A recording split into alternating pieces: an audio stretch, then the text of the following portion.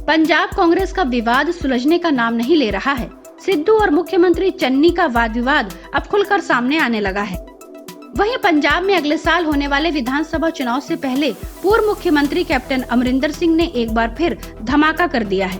Captain Amarinder Singh ने नई party बनाने का ऐलान किया। एक महीना पहले इस्तीफा देने वाले कैप्टन ने अब साफ कर दिया है कि वह नई पार्टी बनाएंगे, उसी के जरिए विधानसभा चुनाव लड़ेंगे। कैप्टन अमरिंदर सिंह के मीडिया सलाहकार रवीन ठुकराल ने ट्वीट कर नई पार्टी का ऐलान किया है और साथ ही सिद्धू को झटका दिया और भारतीय जनता पार्टी को भी ऑफर दिया। उन्होंने कैप्टन के हवाले से सिद्धू का नाम लिए बगैर कहा है कि जब तक मैं अपने लोगों और अपने राज्य का भविष्य सुरक्षित नहीं कर लेता तब तक चैन से नहीं बैठूंगा। पंजाब को राजनीतिक स्थिरता और आंतरिक और बाहरी खतरों से सुरक्षा की जरूरत है। जल्द ही पंजाब और यहाँ के लोगों के हित की सेवा करने के लिए अपनी राजनीतिक पार्टी शुरू करने की घोषणा करूंगा, जिसमें हमारे किसान भी शामिल होंगे। इसके साथ ही कैप्टन ने भारतीय जनता पार्टी के साथ गठबंधन की भी संकेत दिए। अगर किसानों का विरोध किसानों के हित में सुलझाया जाता है तो 2022 के पंजाब चुनाव में भारतीय जनता पार्टी के साथ सीट समझौते की उम्मीद है। समान विचारधारा वाले दलों, अकाली समूहों, विशेष रूप से ढींढसा और ब्रह्मपुरा के साथ गठबंधन को भी देख रहे हैं। पंजाब की सियासत में इस वक्त सबसे बड़ा मुद्दा तीनों कृषि कानूनों का है और इन कानूनों से अकाली दल, आम आदमी पार्टी, कांग्रेस के नेताओं को भी विरोध सहना पड़ा है। ऐसे में अगर कैप्टन अमरिंदर सिंह इस बात का क्रेडिट लेते हैं जिसकी वजह से केंद्र सरकार तीनों कृषि कानूनों को वापस लेने को मजबूर हुई, तो जाहिर सी बात है कैप्टन अमरिंदर सिंह बड़े दांव के रूप में पंजाब की राजनीति में कदम रखेंगे। कैप्टन अमरिंदर सिंह ने पिछले महीने मुख्यमंत्री पद से इस्तीफा दिया था। इसके बाद उन्होंने गृह मंत्री अमित शाह से मुलाकात की थी। तब भी इस बात की अटकलें लगाई जा रही थी कि वह भारतीय जनता पार्टी में शामिल हो सकते हैं। ये कुछ ऐसा करना चाहते हैं जहां भारतीय जनता पार्टी की भूमिका कैप्टन के सामने रहेगी। कैप्टन ने भारतीय जनता पार्टी के साथ गठबंधन के संकेत दिए हैं, लेकिन वो भारतीय जनता पार्टी में शामिल नहीं होंगे। कैप्टन चाहते हैं कि वो लोग पार्टी बनाएंगे और भारतीय जनता पार्टी पर 3 कृषि कानूनों को रद्द करने का दबाव भी बनाएंगे। इससे कानून रद्द करवाने का सारा क्रेडिट अमरिंदर सिंह को मिल जाएगा और अगर ऐसा होता है तो इसका फायदा कहीं न कहीं भारतीय जनता पार्टी को भी मिलेगा। इतना ही नहीं, ऐसा करके कैप्टन एक ऐसे चेहरे बन जाएंगे जिसके ऊपर पर्दे के पीछे से भारतीय जनता पार्टी दांव खेलने की तैयारी कर रही है। सूत्र बता रहे हैं कि उनके भारतीय जनता पार्टी नेताओं से बातचीत हो रही है। सूत्र ये भी बता रहे हैं कि कैप्टन काफी लंबे समय से प्रधानमंत्री मोदी से मुलाकात करना चाहते हैं, लेकिन जेपी नड्डा से उनकी मुलाकात हुई है। कैप्टन अमरिंदर सिंह एक समझौते के तौर पर भारतीय जनता पार्टी के बेहद करीब पहुंच गए हैं और अगर किसान आंदोलन खत्म होता है तो कैप्टन अमरिंदर का ही नहीं भारतीय जनता पार्टी का भी सियासी फायदा हो सकता है। Bureau report, public news. IANSC voters governance index ने छत्तीसगढ़ के मुख्यमंत्री भूपेश बघेल को देश के सबसे लोकप्रिय, सबसे अच्छा प्रदर्शन करने वाले मुख्यमंत्री बताया है। भूपेश बघेल के प्रति जनता की नाराजगी बेहद कम है। इसमें कहा गया है कि सर्वे में शामिल केवल 6% लोग ही मुख्यमंत्री बघेल से नाराज हैं और ये लोग ही नेतृत्व परिवर्तन में बदलाव चाहते हैं। सर्वे के अनुसार देश के सभी मुख्यमंत्रियों के बीच मुख्यमंत्री के रूप में भूपेश बघेल की लोकप्रियता सबसे ज्यादा है। छत्तीसगढ़ के 94% लोग मुख्यमंत्री के रूप में भूपेश बघेल के प्रदर्शन से खुश हैं। सर्वे के अनुसार लोगों की नाराजगी केंद्र सरकार और राज्य के विधायकों के प्रति ज्यादा है। भूपेश बघेल से बहुत कम लोग नाखुश हैं।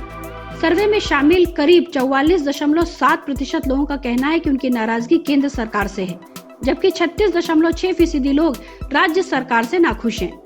सर्वे रिपोर्ट में कहा गया है कि मुख्यमंत्री के रूप में भूपेश बघेल ने छत्तीसगढ़ में कई कल्याणकारी योजनाएं शुरू की। इनमें निजी स्कूलों में पढ़ने वाले ऐसे बच्चे शामिल हैं जिन्होंने कोविड-19 की वजह से अपने माता पिता और अभिभावकों को खो दिया था। वहीं IANSC वोटर्स गवर्नेंस इंडेक्स में भूपेश बघेल को देश का सबसे लोकप्रिय मुख्यमंत्री बताए जाने पर छत्तीसगढ़ का विपक्ष भड़का हुआ है। भारतीय जनता पार्टी ने इस सर्वे को प्रायोजित बताया है। प्रदेश अध्यक्ष विष्णुदेव साय ने कहा है कि भूपेश नकारात्मक रूप से नंबर 1 है। जनता कांग्रेस छत्तीसगढ़ के प्रदेश अध्यक्ष अमित जोगी ने इस उपलब्धि के लिए तंज भरी बधाई दी है। विष्णु साय ने कहा है कि छत्तीसगढ़ को अपराधगढ़ तब्दील कर देने वाले भूपेश बघेल ऐसी कितनी भी कवायद कर ले, उनके चेहरे का दाग धुल नहीं सकता। अपने शासनकाल में हत्या, दुष्कर्म, लूट, दंगे में वृद्धि करा देने वाले मामले में जरूर भूपेश बघेल अव्वल नंबर के मुख्यमंत्री साबित हुए हैं। साय ने कहा है कि छत्तीसगढ़ के इतिहास में पहली बार सांप्रदायिक दंगा और कर्फ्यू लगा, इसलिए अवश्य भूपेश बघेल नकारात्मक रूप से नंबर 1 है। भूपेश बघेल ने राज्य में तस्करों ने शोभा यात्रा में श्रद्धालुओं को कुचल दिया। 3 साल में 4000 नाबालिग समेत 10,000 से ज्यादा महिलाओं की इज्जत लूट ली गई। प्रदेश में प्रतिदिन 10 से 12 महिलाओं के साथ बलात्कार हो रहा है, इसलिए भूपेश बघेल नंबर 1 पर है। वहीं विष्णुदेव साय के बयान पर कांग्रेस ने तीखी प्रतिक्रिया दी। प्रदेश कांग्रेस के प्रवक्ता धनंजय सिंह ठाकुर ने कहा कि इस बयान के जरिए रमन सरकार के 15 साल के कुशासन और भ्रष्टाचार के अनुभव बता रहे हैं। उस दौरान रमन सिंह की पहचान देश के नंबर 1 कमीशनखोर भ्रष्ट मुख्यमंत्री के रूप में थी। भारतीय जनता पार्टी सरकार से आम जनता पीड़ित, किसान हताश और परेशान है। हजारों किसानों ने आत्महत्या की। किसानों, आदिवासियों, युवाओं से किए गए वादे को रमन सिंह ने पूरा नहीं किया। युवाओं के रोजगार को भी पूरा नहीं किया गया। उस दौरान झीरम घाटी कांड, गर्भाशय कांड, नसबंदी कांड, आग फुड़वा कांड, आर के गुंडा कांड, मीना खलको कांड, पैदा गिल्लूर कांड, स्काई वॉक, एक्सप्रेसवे घोटाला, 36,000 करोड़ का नॉन घोटाला, धान घोटाला, बरदाना घोटाला सहित अनेक काले कारनामे हुए हैं। Bureau report, public news. Bollywood के किंग खान शाहरुख खान के बेटे आर्यन खान को आज ड्रग्स के मामले में जमानत नहीं मिली। शाहरुख खान, गौरी खान और पूरा बॉलीवुड सदमे में आ गया है। गौरतलब है कि 2 अक्टूबर को आर्यन खान को ड्रग्स मामले में एनसीबी ने अरेस्ट किया था। इससे पहले 14 अक्टूबर को इस केस की सुनवाई हुई थी। तब मुंबई सेशंस कोर्ट के जज बीबी पाटिल ने सभी पक्षों को सुनने के बाद आर्यन की जमानत पर फैसला 20 अक्टूबर तक के लिए सुरक्षित रख लिया था, जिसके बाद आर्यन को 6 और दिन जेल में गुजारने पड़े। कोर्ट के तमाम दलीलों को सुनने के बाद आज दोपहर करीब 2:45 पर जज बीबी पाटिल कोर्ट रूम में पहुंचे और सिर्फ 2 शब्दों में ऑपरेटिव ऑर्डर सुनाया। उन्होंने कहा, बेल रिजेक्टेड। इसके साथ ही आर्यन खान की जमानत याचिका को खारिज कर दिया गया। आर्यन को कुछ और समय ऑर्थोरेट जेल में ही बिताना पड़ेगा। अरबाज मर्चेंट और मुनमुन धमेजा की जमानत याचिका भी खारिज हो गई है। इस मामले में एनसीबी ने कई सारे सबूत इकट्ठा कर लिया है। आर्यन के व्हाट्सएप चैट से ऐसे खुलासे हो रहे हैं जिससे जज साहब भी सुनकर हैरान हो गए। आर्यन के चैट से जो सबूत मिल रहा है उससे इंटरनेशनल ड्रग रैकेट का मामला लग रहा है। एनसीबी बार बार कह रही है कि जिन ड्रग पैडलर की गिरफ्तारी हुई है उनसे पूछताछ की जा रही है। इस मामले में एक फिल्म एक्टर का भी नाम आया है। अब आर्यन खान के लॉयर हाई कोर्ट जाएंगे। पिछली सुनवाई में एनसीबी की ओर से कोर्ट में कहा गया था, आर्यन खान सिर्फ ड्रग्स का सेवन ही नहीं करते बल्कि इसे बांटते भी हैं। इनका जो बयान मिला है उसे पता चला है कि पिछले कई महीनों से वो इसका सेवन करते थे। एनसीबी ने कहा, अरबाज मर्चेंट के पास से ड्रग्स मिला है और आर्यन भी उनके साथ थे। रिपीट, उन्होंने कोर्ट को पंचनामा पढ़कर बताया था कि उसमें साफ लिखा है कि ड्रग्स का सेवन दोनों करने वाले थे। अरबाज ने उसके जूते में ड्रग्स छिपाया था। एनसीबी ने कोर्ट को व्हाट्सएप चैट भी दिखाया था जिसमें हाई ड्रग्स की बात की जा रही थी। वो बल्क क्वांटिटी में था। इतना ड्रग्स केवल सेवन के लिए नहीं हो सकता। इसके अलावा कोर्ट को यह भी बताया गया था कि अंतर्राष्ट्रीय देश में किसी से आर्यन के ड्रग्स से जुड़ी बात चल रही थी और इसका पता लगाने के लिए मिनिस्ट्री ऑफ एक्सटर्नल अफेयर से बात चल रही है। आर्यन की जमानत याचिका खारिज होने पर एनसीबी ऑफिसर समीर वानखेड़े ने कहा, जीत हमेशा सच की होती है, सत्यमेव जयते। Bureau report, public news.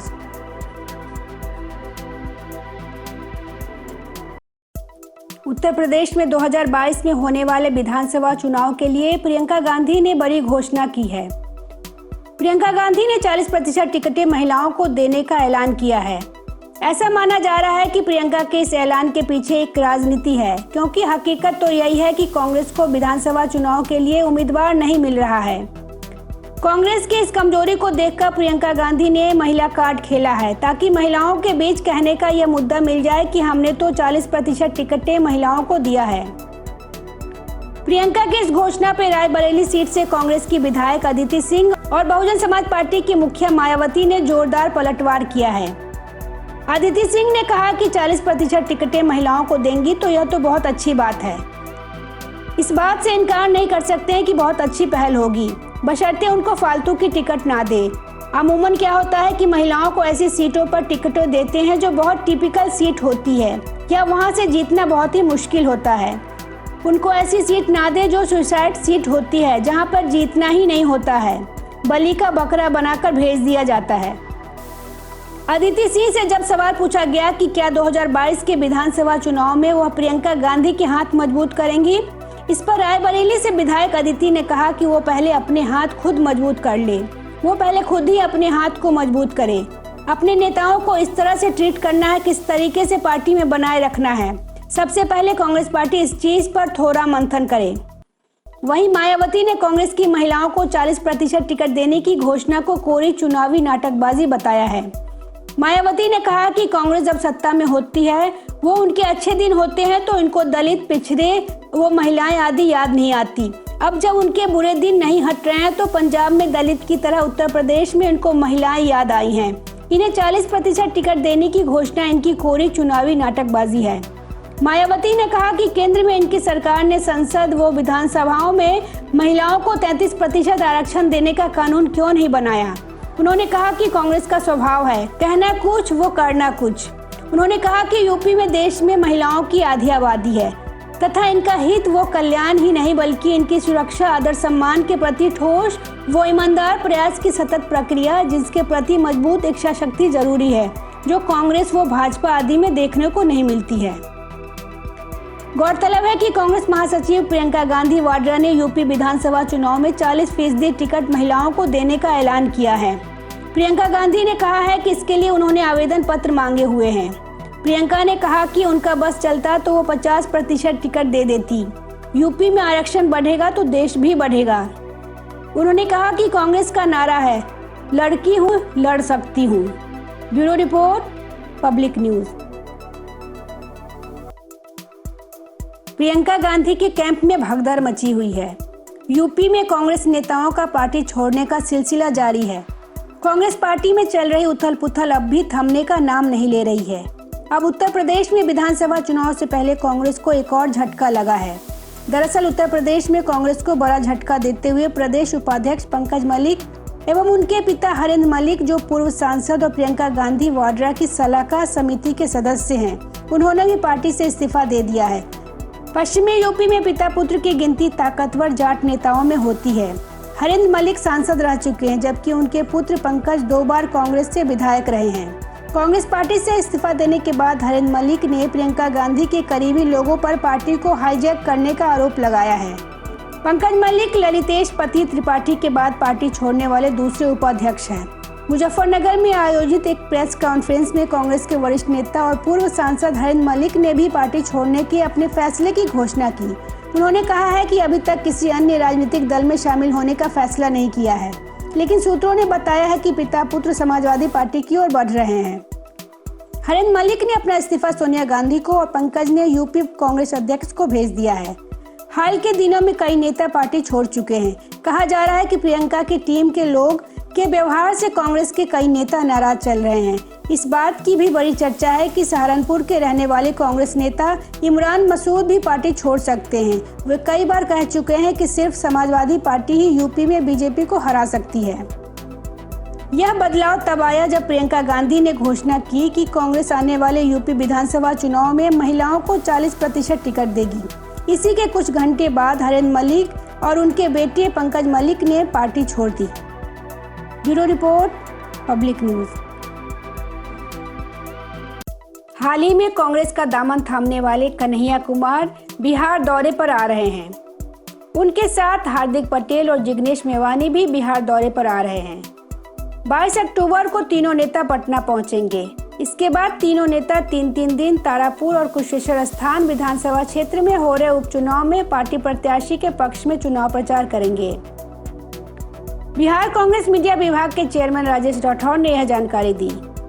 Party को जीत दिलाने के लिए कांग्रेस ने अपने तीनों युवा नेताओं कन्हैया कुमार, जिग्नेश मेवानी और हार्दिक पटेल की तिकड़ी को चुनाव प्रचार में उतारने की तैयारी की है। इसके साथ ही राजद खेमे में भी शुगबुगाहट शुरू हो गई है। कांग्रेस में शामिल होने के बाद तीनों नेता पहली बार बिहार आ रहे हैं। पार्टी के तीनों नेताओं के चुनाव प्रचार का कार्यक्रम भी तय कर दिया गया है। 22 अक्टूबर को ही बिहार कांग्रेस प्रभारी भक्त चरणदास पटना आएंगे। प्रभारी के साथ तीनों नेता पटना आने के बाद सदाकत आश्रम जाएंगे। उस दिन सदाकत आश्रम में पार्टी नेताओं की बैठक होगी। राजनीतिक एवं सामाजिक क्षेत्र में कई महत्वपूर्ण नेता उस दिन कांग्रेस की सदस्यता ग्रहण करेंगे। उसी दिन शाम को तीनों युवा नेता तारापुर के लिए रवाना हो जाएंगे। 23, 24 और 25 अक्टूबर को कन्हैया, जिग्नेश एवं हार्दिक पटेल तारापुर में चुनाव प्रचार करेंगे। इसके बाद 26, 27 और 28 अक्टूबर को कुशेश्वर स्थान विधानसभा क्षेत्र में तीनों नेता चुनाव प्रचार करेंगे। चुनाव 30 अक्टूबर को होना है। गौरतलब है कि कन्हैया कुमार, हार्दिक पटेल और जिग्नेश बिहार में चौपाल लगाकर देश की हकीकत बताएंगे जनता को। 22 अक्टूबर से बिहार उपचुनाव में कांग्रेस प्रचार का दूसरा दौर शुरू करेगी। 22 को कन्हैया, जिग्नेश मेवानी और हार्दिक पटेल तारापुर में रहेंगी और राजेश मिश्रा के लिए जमीन तैयार करेंगे। तारापुर के बाद ये नेता कुशेश्वर स्थान भी जाएंगे। दुर्गा पूजा की खुमारी शांत होते ही कांग्रेस के नेता ताल ठोककर उपचुनाव के प्रचार मैदान में कूद गए हैं। Bureau report, public news.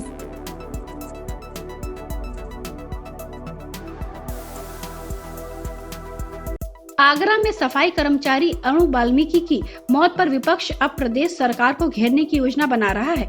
Congress महासचिव प्रियंका गांधी जिस तरह से उत्तर प्रदेश में अपनी चुनावी बिसात बिछा रही हैं, उसमें लखीमपुर के बाद अब आगरा की इस घटना को भी वह चुनावी मुद्दा बनाकर प्रदेश की योगी सरकार को घेरने की कोशिश कर रही हैं।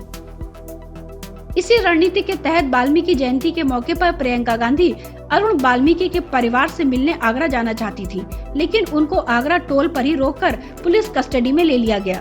आगरा पुलिस पर आरोप है कि पुलिस हिरासत में सफाई कर्मचारी की मौत हो गई। एसएसपी आगरा ने इस मामले में 5 पुलिस कर्मियों को सस्पेंड किया है, जिसमें एक इंस्पेक्टर भी शामिल है। बता दें, आगरा के थाना जगदीशपुरा में 17 अक्टूबर को 25 लाख रुपए गायब हुए थे। ये पैसे आगरा के थाने के माल खाने में रखे हुए थे। इस दौरान ड्यूटी पर तैनात पुलिसकर्मी कथित तौर पर चाय पीने गया हुआ था। एक सफाई कर्मचारी को पुलिस ने मंगलवार को पकड़ा था। बताया गया है कि उसने 25 लाख रुपए चुराने की बात कबूली थी। प्रियंका गांधी आज लखनऊ से आगरा के लिए रवाना हुई, लेकिन उनके काफिले को बीच में ही रोक लिया गया। वह अरुण वाल्मीकि के घर जाना चाहती थी। प्रियंका ने कहा कि पुलिस वाले कहते हैं मैं आगरा नहीं जा सकती, मैं जहां भी जाती हूं रोका जाता है। क्या मैं रेस्टोरेंट में बैठी रहूं सिर्फ इसलिए? यह उनके लिए राजनीतिक रूप से सुविधाजनक है। मैं अरुण के परिवार से मिलना चाहती हूँ, इसमें क्या दिक्कत है? पुलिस की खुद स्थिति यह हो गई है कि वे कुछ भी कह नहीं पा रहे। उनके अधिकारी भी जानते हैं कि ये गलत है। इसके पीछे कुछ कानून व्यवस्था का मुद्दा नहीं है। हर जगह कहते हैं कि धारा 144 है। कांग्रेस महासचिव प्रियंका गांधी आगरा जाने से रोके जाने पर प्रियंका ने ट्वीट भी किया। इसमें उन्होंने लिखा कि अरुण वाल्मीकि की मृत्यु पुलिस हिरासत में हुई। उनका परिवार न्याय मांग रहा है। मैं परिवार से मिलने जाना चाहती हूँ। उत्तर प्रदेश सरकार को डर किस बात का है? क्यों मुझे रोका जा रहा है? आज भगवान वाल्मीकि की जयंती है। प्रधानमंत्री ने महात्मा बुद्ध पर बड़ी बातें की, लेकिन उनके संदेशों पर हमला कर रहे हैं। फिलहाल उत्तर प्रदेश में प्रियंका कांग्रेस की खोई हुई जमीन को वापस लाने के लिए राजनीति के सारे दांवपेच आजमा रही हैं। देखना यह है कि 2022 के चुनाव में कांग्रेस महासचिव के आजमाए हुए दांव से उत्तर प्रदेश में मृत पड़ी हुई कांग्रेस में दोबारा प्राण प्रतिष्ठा होती है या नहीं। Bureau report, public news.